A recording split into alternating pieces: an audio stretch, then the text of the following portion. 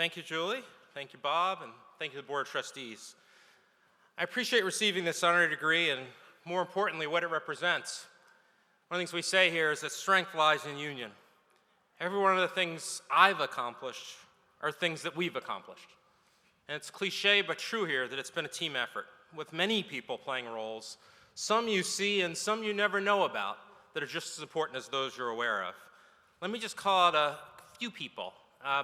So over there, Ann and Maya are over here, who've been there every step of the way for 7 years. Thank you for everything you've done. Huge role you've played. Two other daughters, Eve is here as well, and Olivia, who's back in Boston. They're after you folks, a little older, so a little slightly different roles. So thank you so much as well. And then there are the people who I work with on a team, a lot of them, but there's two who you almost never hear about, who've been there from day one, in fact, before day one, who I've got to recognize. So Darcy Chaika's back here. Come on, Darcy. Darcy's been my chief of staff, and Pam Guidi's way over there, so Pam's my assistant as well since the beginning. Thank you, folks. So, as you've heard, we've faced a lot over 7 years. Now, I knew there would be unforeseen challenges. Every presidency has unforeseen challenges. It's all that stuff I talk to you about all the time. I stood right here in September 2018, and I talked about presidents that come before me. I talked about the challenges that they couldn't see, but that we knew were right there waiting for them. I talked about President Day, who gave his inaugural address in May of 1929 and didn't know the Depression was about to occur. I talked about President Fox, who gave his address in October of 1934 and didn't know the invasion of Poland in World War II were right around the corner. I talked about President Hull, relevant to Joanna here. 1990 gave his address and had no idea the internet was about to come in and transform what students would face. For us, global pandemic, reputational cliff in which the very importance of higher ed has been questioned in ways we haven't seen perhaps ever. These are the things we've dealt with.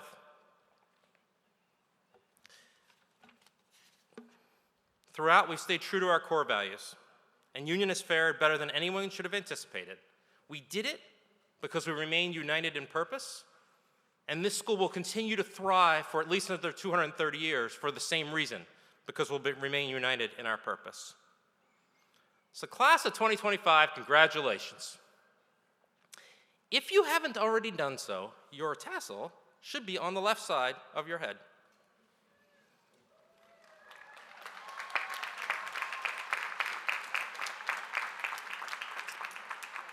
This indicates that you're a college graduate. When I'm done talking, which will be very soon, I'll invite you to participate in a tradition, the tradition of throwing your cap high into the air. And for the first time, I'll be joining you. Because like most of you, I've been in school since preschool. It just took a lot longer than the rest of you. But we're all wrapping up and celebrating the end of our college experiences here together. Now, mine doesn't have a name on it, but you should be able to identify it. If you find it, just give it to a staff person.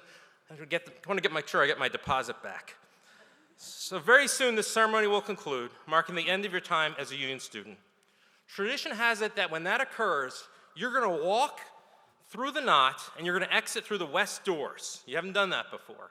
The west doors heading out towards Rugby Field. This traditional recessional walk symbolizes the next phase of your journey in the direction of opportunity. So 2 more things for me before we wrap. First is gratitude. I want to make sure that we thank everyone who was responsible for today, our staff and faculty who worked tirelessly to create this special day. They were out here before 6 a.m., drying off seats and making sure everything was perfect. So thank you to the staff.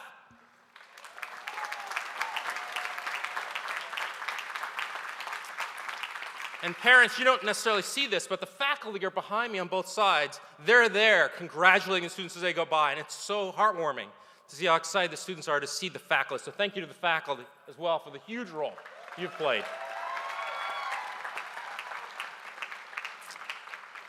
Thank everyone involved as well, and a special note of appreciation.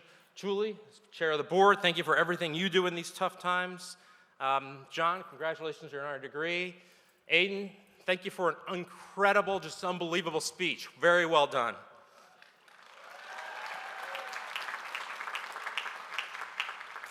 And Joanna, thank you for a thoughtful, engaging address.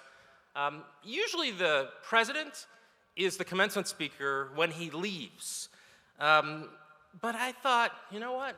You need to hear from Joanna as you think about going out there. Instead, I gave my address at Founders Day about the history of African Americans at Union, and I hope you'll have a chance to look at that online if you haven't already. So I also want to thank those who've mentored. 4 years ago, the people in front of me entrusted us with what was most important to them in the world. Students, you entrusted us with your future, with helping move you forward on the path to where you will go. And families, I know this is a dad of 3, you put a huge level of trust in us. You said, take these young people we work so hard to cultivate and make sure they continue to be safe and they learn. So thank you for trusting us, and I can tell you all the people here every day focused on it. That's what makes today so special, so thank you.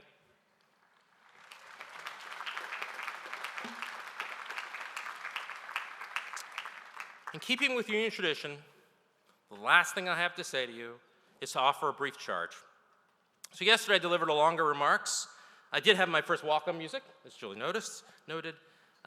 If you weren't there, I hope you can check out that online. And more importantly, the student addresses were fantastic. Watch those. When I thought about today's charge, I thought, what am I going to say to this group succinctly? And then I realized it was right in front of me all along. When I joined 7 years ago, I was faced with a challenge. The challenge is, how do you describe what we do? Not the components, not English class, not football, not community engagement. What does Union do? And it came in that vision statement you know so well. So as I thought about my final charge to the graduating class, to my last graduating class, I thought of our vision statement with a twist. So here it goes.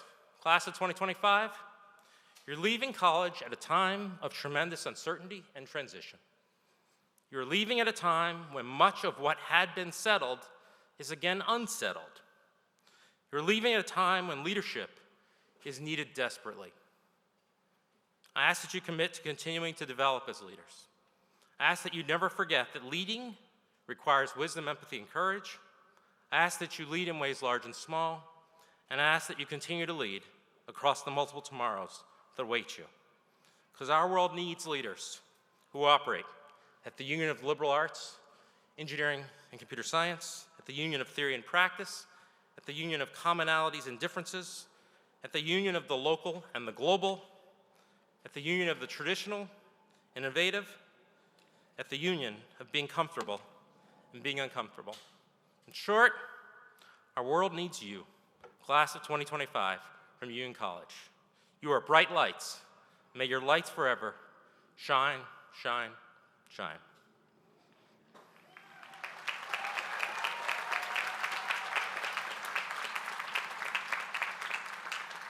So, class of 2025, congratulations on a job well done. At the risk of repeating what you probably heard from friends and family 4 years ago, allow me to close with the following heartfelt words. We love you. We'll miss you. Don't forget to stay in touch. We can't wait to see what you'll do in the years ahead.